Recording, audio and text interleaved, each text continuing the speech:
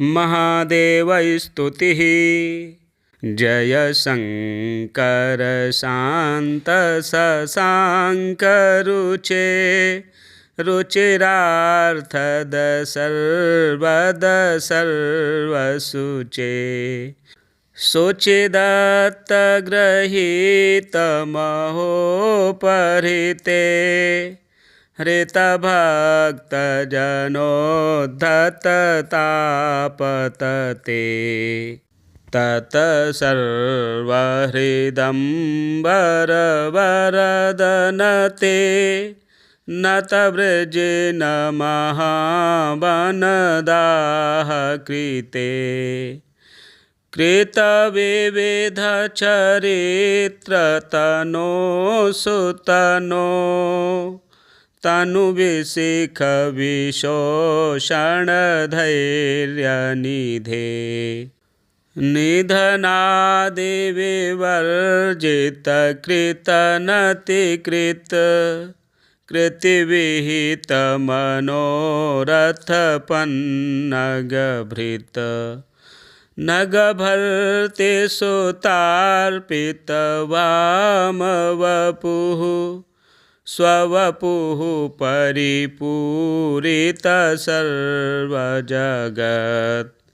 त्रिगजन्मय रूप विरूप सुदृग्, द्रगुदञ्चन कुञ्चन कृतहुतभुग्। भवभूतपते प्रमथैकपते, पतिते स्वपि दत्तकरप्रसृते। प्रसृताखिलभूतलसंवरण, प्रणवध्वनिसौधसुधांशुधर। धर राजकुमारिकया परया, परितः परितुष्टनतोऽस्मि शिव। शिवदेवगिरीश महेश विभो, विभवप्रदगिरीश शिवेश मृड। मृडयोडुपतेऽध्रजगत्त्रितयं, कृतयन्त्रणभक्तिविघातकृतां। न कृतां तत एष बिभेमिहर, प्रहरासु महाघममोघमते। नमतान्तरमन्यदवैमि शिवं, शिवपादनतेः प्रणतोऽस्मि ततः। विततेऽत्र जगत्यखिलेघहरं, हरतोषणमेव परं गुणवत्। गुणहीनमहीनमहावलयं, प्रलयान्तकमीशनतोऽस्मि ततः। प्रलयान्तकमीशनतोऽस्मि ततः।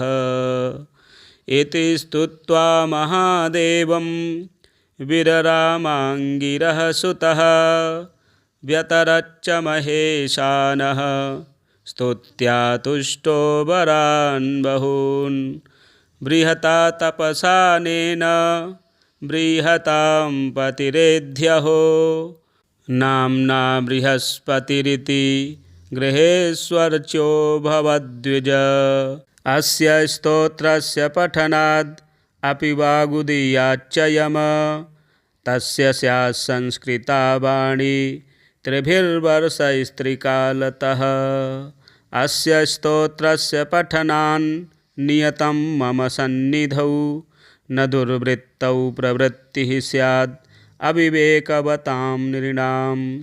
अधः स्तोत्रं पठन् जन्तुर्जातु पीडां ग्रहोद्भवां, न प्राप्स्यति ततो जप्य मिदं स्तोत्रं ममाग्रतः नित्यं प्रातः समुत्थाय यः पठिष्यति मानवः इमां स्तुतिं हरिष्येऽहं तस्य बाधाः सुदारुणाः त्वत्प्रतिष्ठितलिङ्गस्य पूजां कृत्वा प्रयत्नतः इमां स्तुतिमधीयानो मनोवाञ्छामवाप्स्यति। जय शङ्कर शान्त शशाङ्क रुचे रुचिरार्थद सर्वद सर्वसुचे शुचिदत्तगृहीतमहोपहृते हृतभक्तजनोद्धततापतते ततसर्वहृदम्बरवरदनते नतवृजिन महावनदाह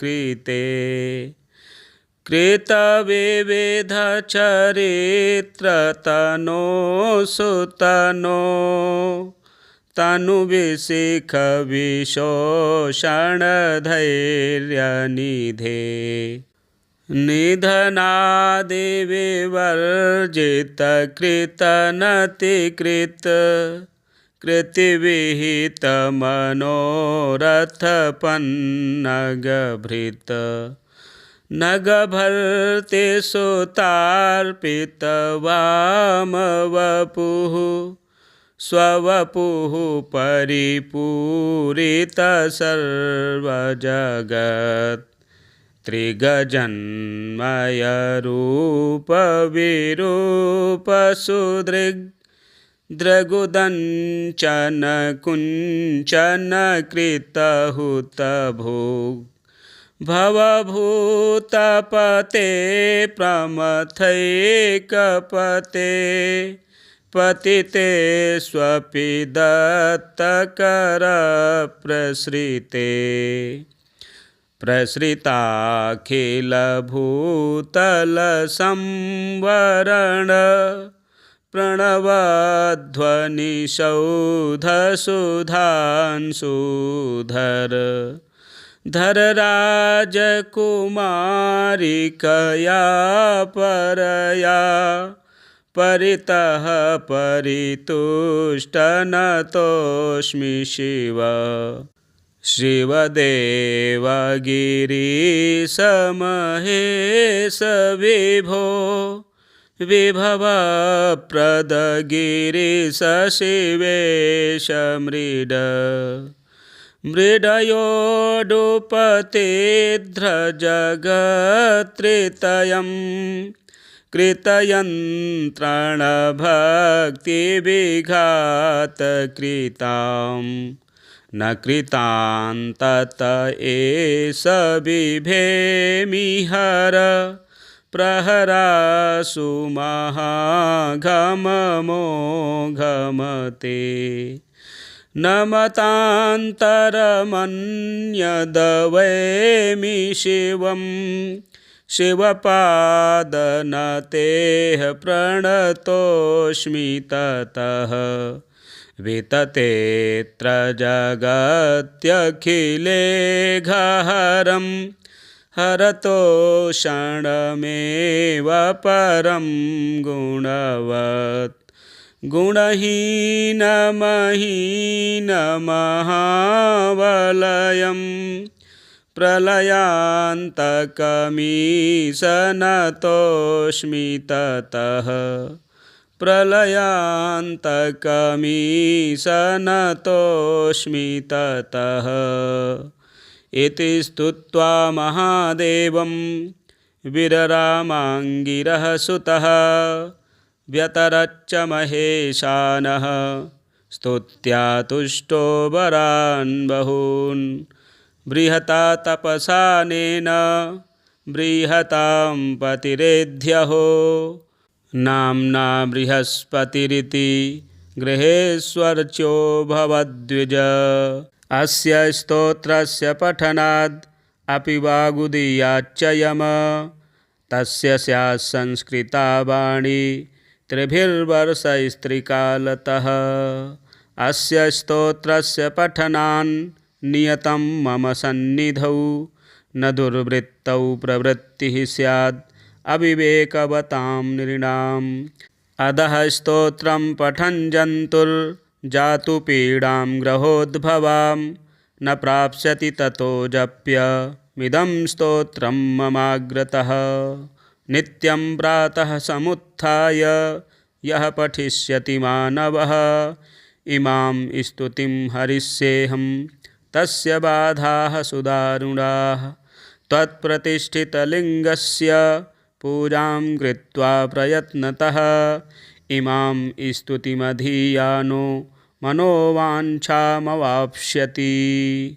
जय शङ्कर शान्त शशाङ्क रुचे रुचिरार्थद सर्वद सर्वसुचे। शुचिदत्तगृहीतमहोपहृते हृतभक्तजनोद्धततापतते। तत सर्वहृदम्बरवरदनते नतवृजे नमः वनदाह कृते। कृतविविधचरित्रतनो सुतनो तनुविशिखविशोषणधैर्यनिधे। निधनादिविवर्जितकृतनतिकृत कृतिविहितमनोरथपन्नगभृत।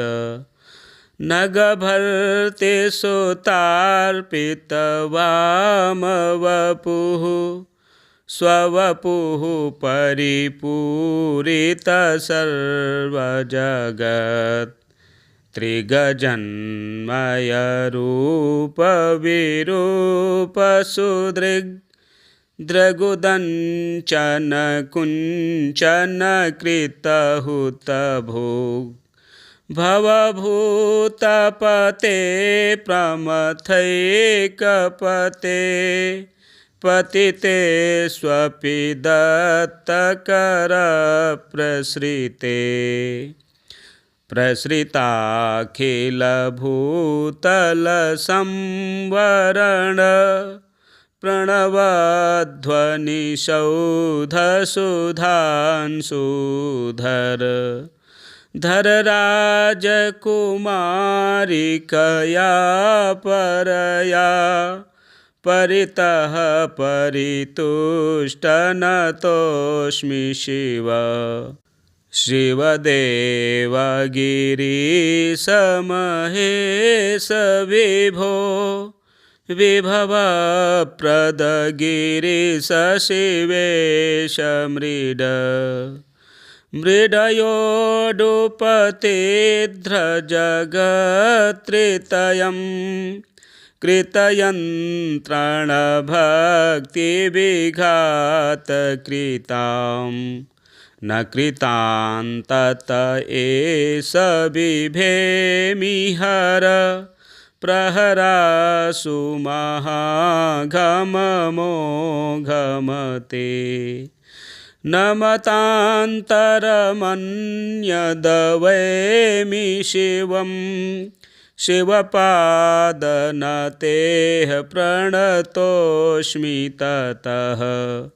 विततेऽत्र जगत्यखिलेघहरं हरतोषणमेव परं गुणवत्।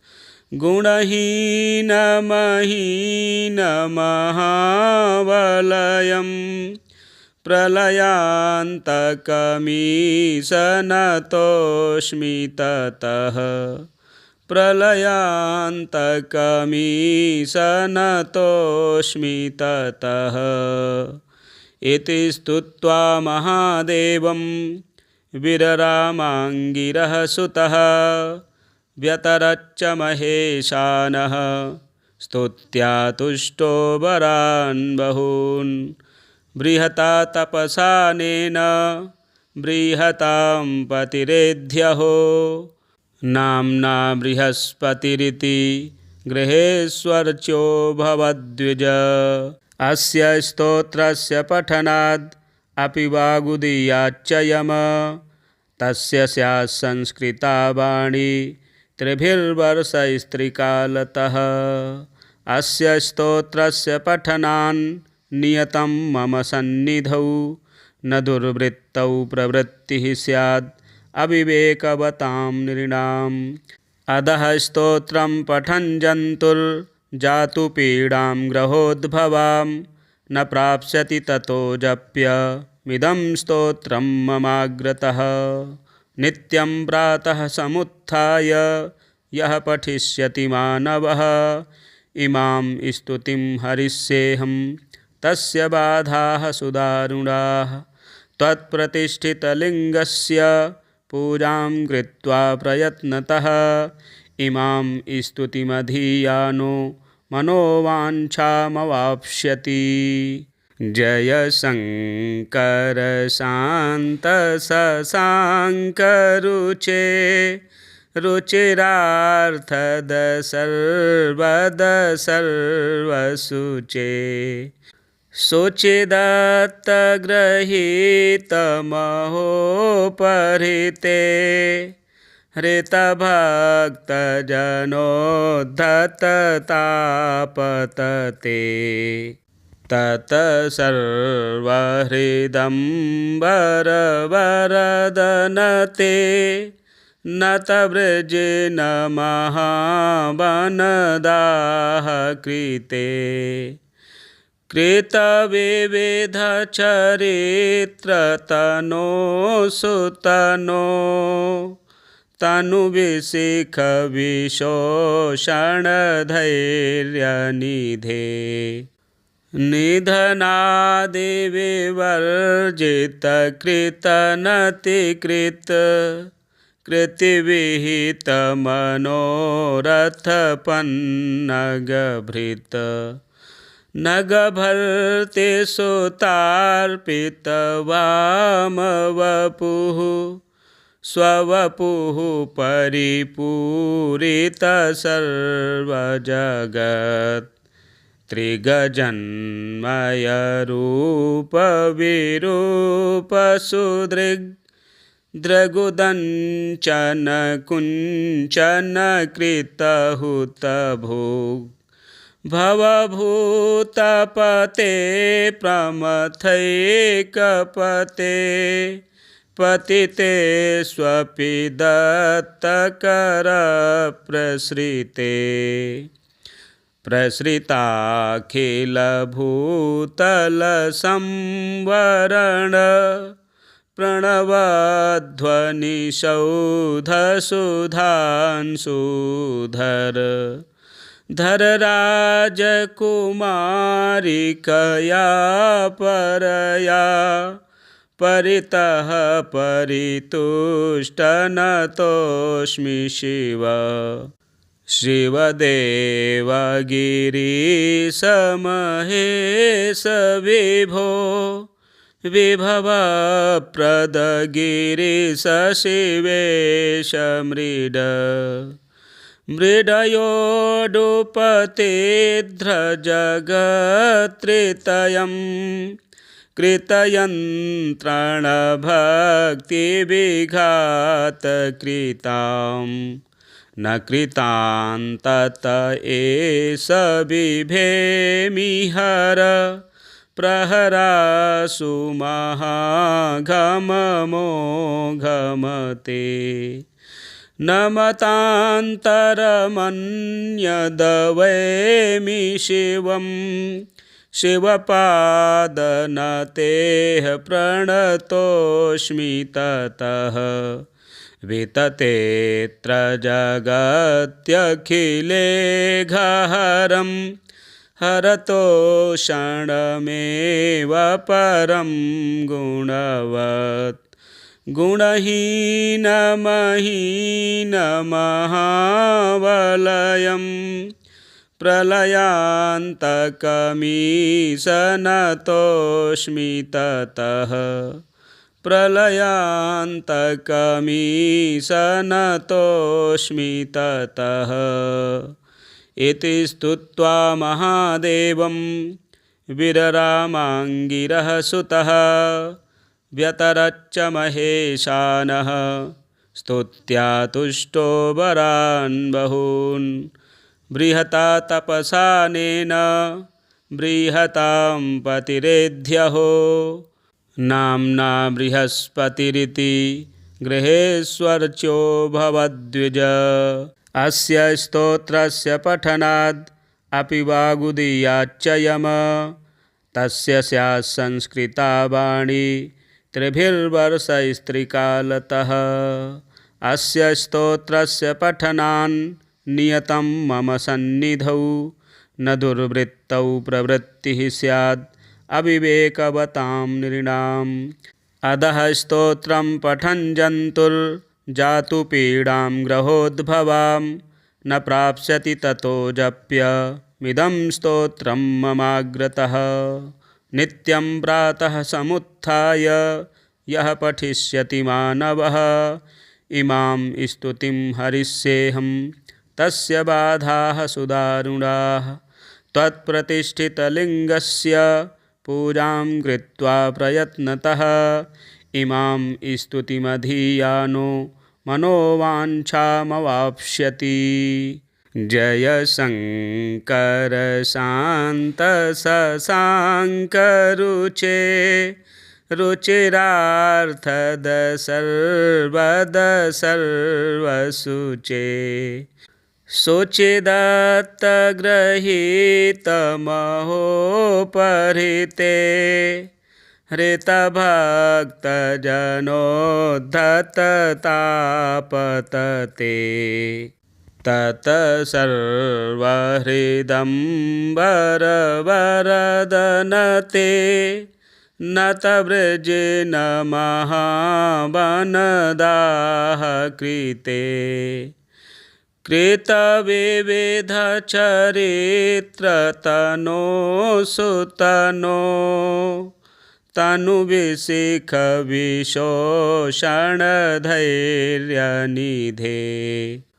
निधनादिविवर्जितकृतनतिकृत कृतिविहितमनोरथपन्नगभृत नगभर्ते सुतार्पितवामवपुः स्ववपुः परिपूरितसर्वजगत् त्रिगजन्मयरूपविरूपसुदृग् द्रगुदञ्चन कुञ्चन कृतहुतभुग्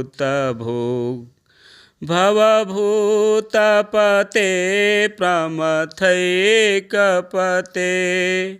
पतिते स्वपि दत्तकरप्रसृते प्रसृताखिलभूतलसंवरण प्रणवध्वनिसौधसुधांशुधर धर राजकुमारिकया परया परितः परितुष्टनतोऽस्मि शिव शिवदेवगिरीश महेश विभो विभवप्रदगिरीश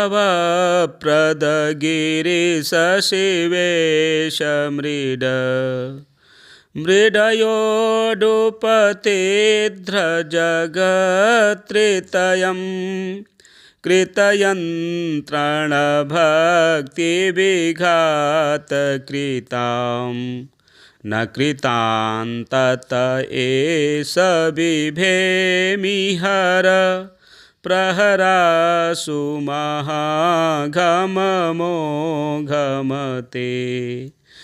नमतान्तरमन्यदवैमि शिवं शिवपादनतेः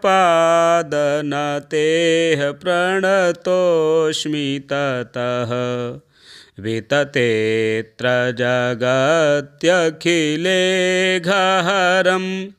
हरतोषणमेव परं गुणवत् गुणहीनमहीनमहावलयं प्रलयान्तकमीशनतोऽस्मि ततः प्रलयान्तकमीशनतोऽस्मि ततः इति स्तुत्वा महादेवं वीररामाङ्गिरः सुतः व्यतरच्च महेशानः स्तुत्या तुष्टो वरान् बहून् बृहता तपसानेन बृहतां पतिरेध्यहो नाम्ना बृहस्पतिरिति गृहेश्वर्च्यो भवद्विज अस्य स्तोत्रस्य पठनाद् अपि वागुदीयाच्च यम तस्य स्यात् संस्कृता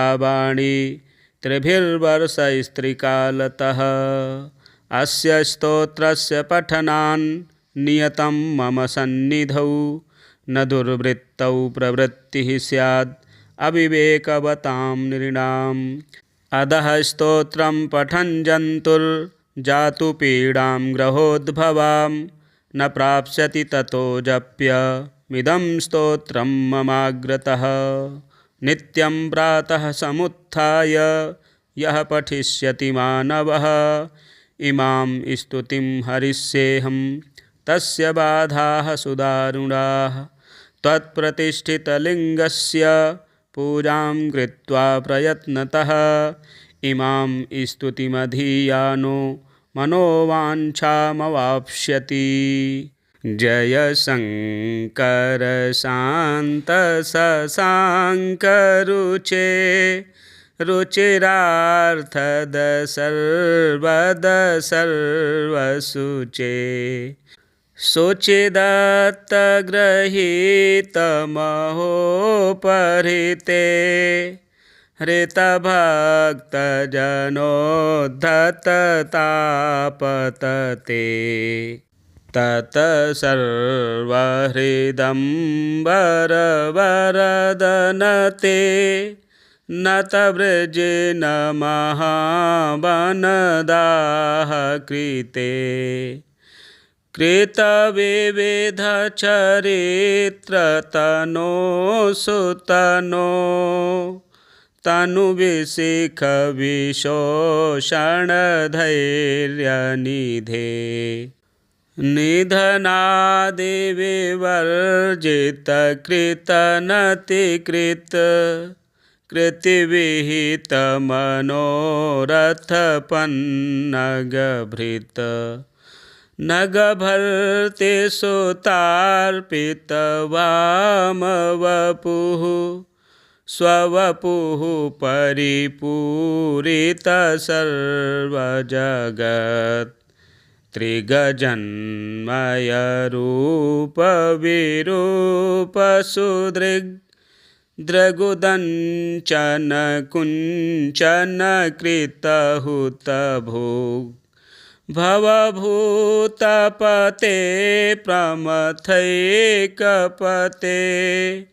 पतिते स्वपि दत्तकरप्रसृते प्रसृताखिलभूतलसंवरण प्रणवध्वनिसौधसुधांशुधर धर राजकुमारिकया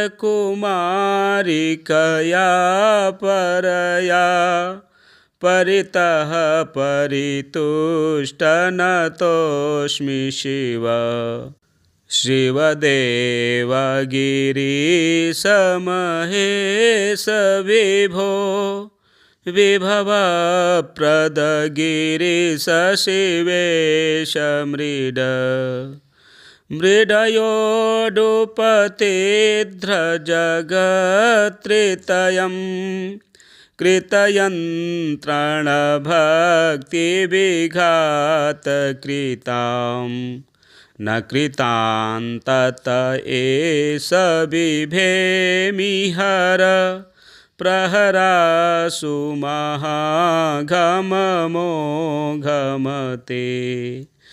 न मतान्तरमन्यदवैमि शिवं शिवपादनतेः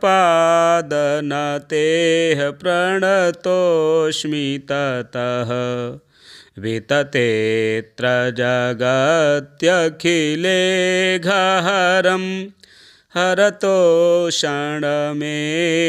परं गुणवत् गुणहीनमहीनमहावलयं प्रलयान्तकमीशनतोऽस्मि ततः प्रलयान्तकमीशनतोऽस्मि ततः इति स्तुत्वा महादेवं विररामाङ्गिरः सुतः व्यतरच्च महेशानः स्तुत्या तुष्टो वरान् बहून् बृहता तपसानेन बृहतां पतिरेध्यहो नाम्ना बृहस्पतिरिति गृहेश्वर्च्यो भवद्विज अस्य स्तोत्रस्य पठनाद् अपि वागुदीयाच्च यम तस्य स्यात् संस्कृता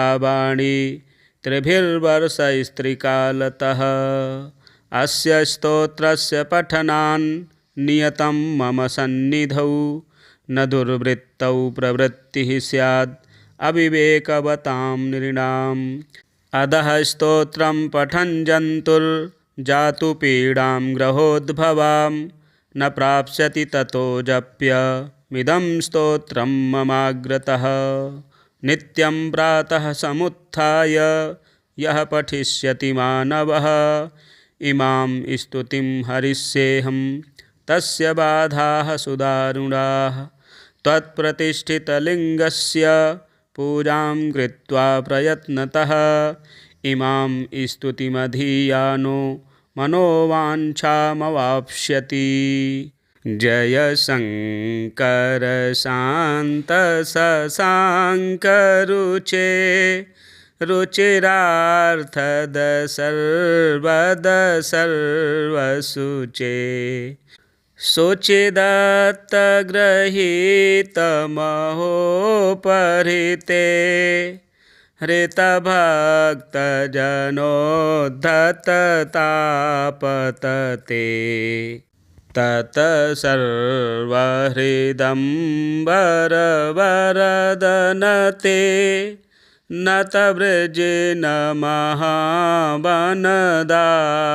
कृते कृतविविधचरित्रतनो सुतनो तनुविशिखविशोषणधैर्यनिधे निधनादिविवर्जितकृतनतिकृत कृतिविहितमनोरथपन्नगभृत नगभर्ते सुतार्पितवामवपुः स्ववपुः परिपूरितसर्वजगत् त्रिगजन्मयरूपविरूपसुदृग् द्रगुदञ्चन कुञ्चन कृतहुतभुग्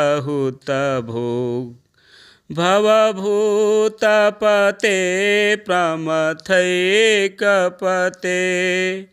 पतिते स्वपि दत्तकरप्रसृते प्रसृताखिलभूतलसंवरण प्रणवध्वनिसौधसुधांशुधर धरराजकुमारिकया परया परितः परितुष्टनतोऽस्मि शिव। शिवदेवगिरीश महेश विभो विभवप्रदगिरीश शिवेश मृड मृडयोडुपतेऽध्रजगत्त्रितयं कृतयन्त्रणभक्तिविघातकृतां न कृतां तत एष बिभेमिहर प्रहरासु महाघममोघमते नमतान्तरमन्यदवैमि शिवं शिवपादनतेः प्रणतोऽस्मि ततः विततेऽत्र जगत्यखिलेघहरं हरतोषणमेव परं गुणवत् गुणहीनमहीनमहावलयं प्रलयान्तकमीशनतोऽस्मि ततः प्रलयान्तकमीशनतोऽस्मि ततः इति स्तुत्वा महादेवं वीररामाङ्गिरः सुतः व्यतरच्च महेशानः स्तुत्या तुष्टो वरान् बहून् बृहता तपसानेन बृहतां पतिरेध्यहो नाम्ना बृहस्पतिरिति गृहेश्वर्च्यो भवद्विज। अस्य स्तोत्रस्य पठनाद् अपि वागुदीयाच्च यम तस्य स्यात् संस्कृता वाणी त्रिभिर्वर्षैस्त्रिकालतः। अस्य स्तोत्रस्य पठनान् नियतं मम सन्निधौ न दुर्वृत्तौ प्रवृत्तिः स्यात् अविवेकवतां नृणाम्। अधः स्तोत्रं पठन् जन्तुर्जातु पीडां ग्रहोद्भवां न प्राप्स्यति ततो जप्यमिदं स्तोत्रं ममाग्रतः। नित्यं प्रातः समुत्थाय यः पठिष्यति मानवः इमां स्तुतिं हरिष्येऽहं तस्य बाधाः सुदारुणाः। त्वत्प्रतिष्ठितलिङ्गस्य पूजां कृत्वा प्रयत्नतः इमां स्तुतिमधीयानो मनोवाञ्छामवाप्स्यति। जय शङ्कर शान्त शशाङ्क रुचे रुचिरार्थद सर्वद सर्वसुचे शुचिदत्तगृहीतमहोपहृते हृतभक्तजनोद्धततापतते ततसर्वहृदम्बरवरदनते नतवृजेन महावनदाः कृते कृतविविधचरित्रतनो सुतनो तनुविशिखविशोषणधैर्यनिधे निधनादिविवर्जितकृतनतिकृत कृतिविहितमनोरथपन्नगभृत नगभर्ते सुतार्पितवामवपुः स्ववपुः परिपूरितसर्वजगत् त्रिगजन्मयरूपविरूपसुदृग् द्रगुदञ्चन कुञ्चन कृतहुतभुग् भवभूतपते प्रमथैकपते पतिते स्वपि दत्तकरप्रसृते प्रसृताखिलभूतलसंवरण प्रणवध्वनिसौधसुधांशुधर धर राजकुमारिकया परया परितः परितुष्टनतोऽस्मि शिव शिवदेवगिरीशमहेश विभो विभवप्रदगिरीश शिवेश मृड मृडयोडुपतेऽध्रजगत्त्रितयं कृतयन्त्रणभक्तिविघातकृतां न कृतां तत एष बिभेमिहर प्रहरासु महाघममोघमते नमतान्तरमन्यदवैमि शिवं शिवपादनतेः प्रणतोऽस्मि ततः विततेऽत्र जगत्यखिलेघहरं हरतोषणमेव परं गुणवत् गुणहीनमहीनमहावलयं प्रलयान्तकमीशनतोऽस्मि ततः प्रलयान्तकमीशनतोऽस्मि ततः इति स्तुत्वा महादेवं विररामाङ्गिरः सुतः व्यतरच्च महेशानः स्तुत्या तुष्टो वरान् बहून् बृहता तपसानेन बृहतां पतिरेध्यहो नाम्ना बृहस्पतिरिति गृहेश्वर्च्यो भवद्विज अस्य स्तोत्रस्य पठनाद् अपि वागुदीयाच्च यम तस्य स्यात् संस्कृता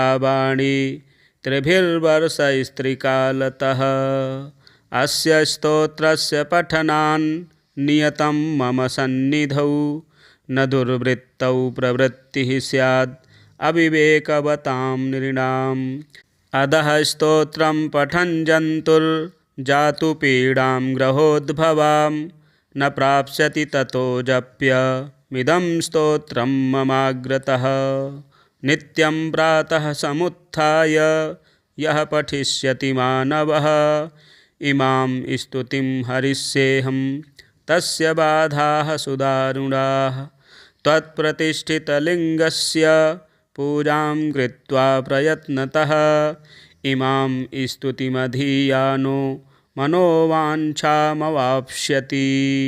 जय शङ्कर शान्त शशाङ्क रुचे रुचिरार्थद सर्वद सर्वसुचे शुचिदत्तगृहीतमहोपहृते हृतभक्तजनोद्धततापतते तत सर्वहृदम्बरवरदनते नतवृजे नमः वनदाह कृते कृतविविधचरित्रतनो सुतनो तनुविशिखविशोषणधैर्यनिधे निधनादिविवर्जितकृतनतिकृत कृतिविहितमनोरथपन्नगभृत न गभर्ते सुतार्पितवामवपुः स्ववपुः परिपूरितसर्वजगत् त्रिगजन्मयरूपविरूपसुदृग्द्रगुदञ्चन कुञ्चन कृतहुतभुग्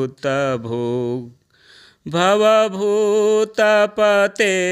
प्रमथैकपते पतिते स्वपि दत्तकरप्रसृते प्रसृताखिलभूतलसंवरण प्रणवध्वनिसौधसुधांशुधर धर राजकुमारिकया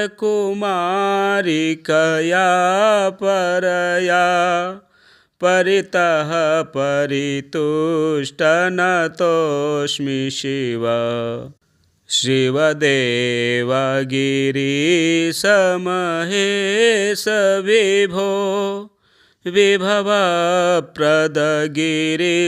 शिवेश मृड मृडयोडुपतेऽध्रजगत्त्रितयं कृतयन्त्रणभक्तिविघातकृतां न कृतान्तत एष बिभेमिहर प्रहरासु महाघममोघमते नमतान्तरमन्यदवैमि शिवं शिवपादनतेः प्रणतोऽस्मि ततः विततेऽत्र जगत्यखिलेघहरं हरतोषणमेव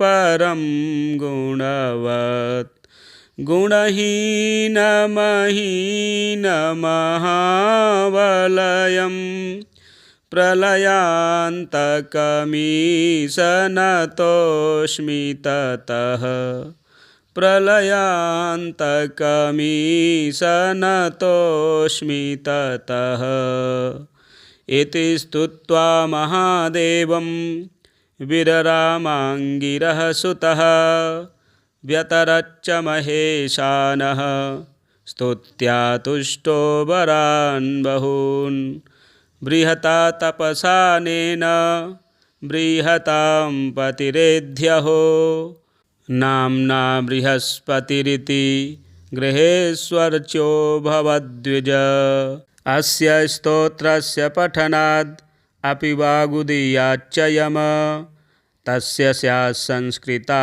वाणी त्रिभिर्वर्षैस्त्रिकालतः अस्य स्तोत्रस्य पठनान् नियतं मम सन्निधौ न दुर्वृत्तौ प्रवृत्तिः स्यात् अविवेकवतां नृणाम् अधः स्तोत्रं पठन् जन्तुर्जातु पीडां ग्रहोद्भवां न प्राप्स्यति ततो जप्यमिदं स्तोत्रं ममाग्रतः नित्यं प्रातः समुत्थाय यः पठिष्यति मानवः इमां स्तुतिं हरिष्येऽहं तस्य बाधाः सुदारुणाः त्वत्प्रतिष्ठितलिङ्गस्य पूजां कृत्वा प्रयत्नतः इमां स्तुतिमधीयानो मनोवाञ्छामवाप्स्यति जय शङ्कर शान्त शशाङ्क रुचे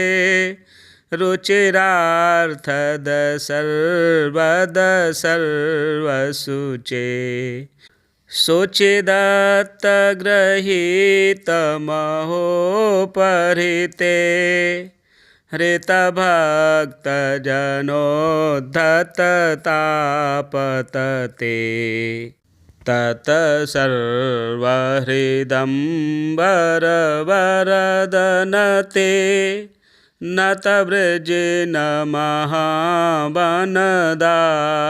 कृते कृतविविधचरित्रतनो सुतनो तनुविशिखविशोषणधैर्यनिधे निधनादिविवर्जितकृतनतिकृत कृतिविहितमनोरथपन्नगभृत नगभर्ति सुतार्पितवामवपुः स्ववपुः परिपूरितसर्वजगत् त्रिगजन्मयरूपविरूपसुदृग्द्रगुदञ्चन कुञ्चन कृतहुतभुग् भवभूतपते प्रमथैकपते पतिते स्वपि दत्तकरप्रसृते प्रसृताखिलभूतलसंवरण प्रणवध्वनिसौधसुधांशुधर धर राजकुमारिकया परया परितः परितुष्टनतोऽस्मि शिव शिवदेवगिरीशमहेश विभो विभवप्रदगिरीश शिवेश मृड मृडयोडुपतेऽध्रजगत्त्रितयं कृतयन्त्रणभक्तिविघातकृतां न कृतां तत एष बिभेमिहर प्रहरासु महाघममोघमते नमतान्तरमन्यदवैमि शिवं शिवपादनतेः प्रणतोऽस्मि ततः विततेऽत्र जगत्यखिलेघहरं हरतोषणमेव परं गुणवत् गुणहीनमहीनमहावलयं प्रलयान्तकमीशनतोऽस्मि ततः प्रलयान्तकमीशनतोऽस्मि ततः इति स्तुत्वा महादेवं विररामाङ्गिरः सुतः व्यतरच्च महेशानः स्तुत्या तुष्टो वरान् बहून् बृहता तपसानेन बृहतां पतिरेध्यहो नाम्ना बृहस्पतिरिति गृहेश्वर्च्यो भवद्विज अस्य स्तोत्रस्य पठनाद् अपि वागुदीयाच्च यम तस्य स्यात् संस्कृता वाणी त्रिभिर्वर्षैस्त्रिकालतः अस्य स्तोत्रस्य पठनान् नियतं मम सन्निधौ न दुर्वृत्तौ प्रवृत्तिः स्यात् अविवेकवतां नृणाम् अधः स्तोत्रं पठन् जन्तुर्जातु पीडां ग्रहोद्भवां न प्राप्स्यति ततो जप्यमिदं स्तोत्रं ममाग्रतः नित्यं प्रातः समुत्थाय यः पठिष्यति मानवः इमां स्तुतिं हरिष्येऽहं तस्य बाधाः सुदारुणाः त्वत्प्रतिष्ठितलिङ्गस्य पूजां कृत्वा प्रयत्नतः इमां स्तुतिमधीयानो मनोवाञ्छामवाप्स्यति। जय शङ्कर शान्त शशाङ्क रुचे रुचिरार्थद सर्वद सर्वसुचे शुचिदत्तगृहीतमहोपहृते हृतभक्तजनोद्धततापतते ततसर्वहृदम्बरवरदनते नतवृजेन महावनदाह कृते कृतविविधचरित्रतनो सुतनो तनुविशिखविशोषणधैर्यनिधे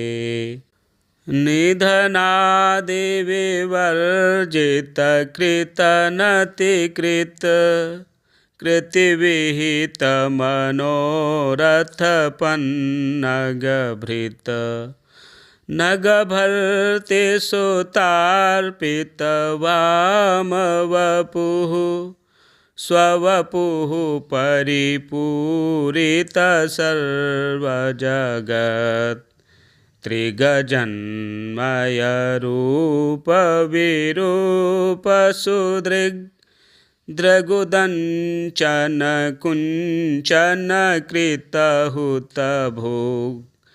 भवभूतपते प्रमथैकपते पतिते स्वपि दत्तकरप्रसृते प्रसृताखिलभूतलसंवरण प्रणवध्वनिसौधसुधांशुधर धर राजकुमारिकया परया परितः परितुष्टनतोऽस्मि शिव शिवदेवगिरीश महेश विभो विभवप्रदगिरीश शिवेश मृड मृडयोडुपतेऽध्रजगत्त्रितयं कृतयन्त्राणभक्तिविघातकृतां न कृतान्तत एष बिभेमिहर प्रहरासु महाघममोघमते नमतान्तरमन्यदवैमि शिवं शिवपादनतेः प्रणतोऽस्मि ततः विततेऽत्र जगत्यखिलेघहरं हरतोषणमेव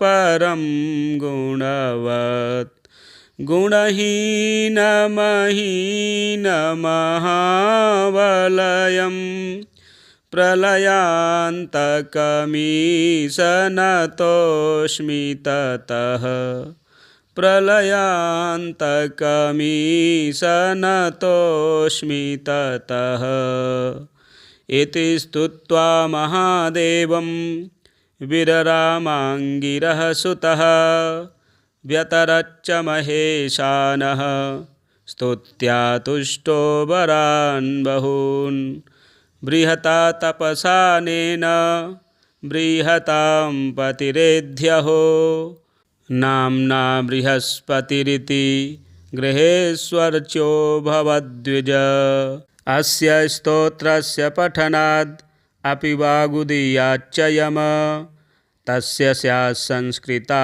वाणी त्रिभिर्वर्षैस्त्रिकालतः अस्य स्तोत्रस्य पठनान् नियतं मम सन्निधौ न दुर्वृत्तौ प्रवृत्तिः स्यात् अविवेकवतां नृणाम् अधः स्तोत्रं पठन् जन्तुर्जातु पीडां ग्रहोद्भवां न प्राप्स्यति ततो जप्यमिदं स्तोत्रं ममाग्रतः नित्यं प्रातः समुत्थाय यः पठिष्यति मानवः इमां स्तुतिं हरिष्येऽहं तस्य बाधाः सुदारुणाः त्वत्प्रतिष्ठितलिङ्गस्य पूजां कृत्वा प्रयत्नतः इमां स्तुतिमधीयानो मनोवाञ्छामवाप्स्यति। श्री महादेव स्तुति संपूर्णम। जय जय श्री शाम्ब सदाशिवार्पणमस्तु। सोमवार के दिन इस स्तुति को अवश्य श्रवण करें, आपके घर सुख शांति सौभाग्य की प्राप्ति होगी। यदि आप चैनल में नए हैं तो चैनल को भी सब्सक्राइब करें, वीडियो शेयर करें, लाइक करें। आगामी वीडियो की पाने के लिए बेल आइकन के बटन को अवश्य दबाएं। मिलते हैं अगले वीडियो में। हर हर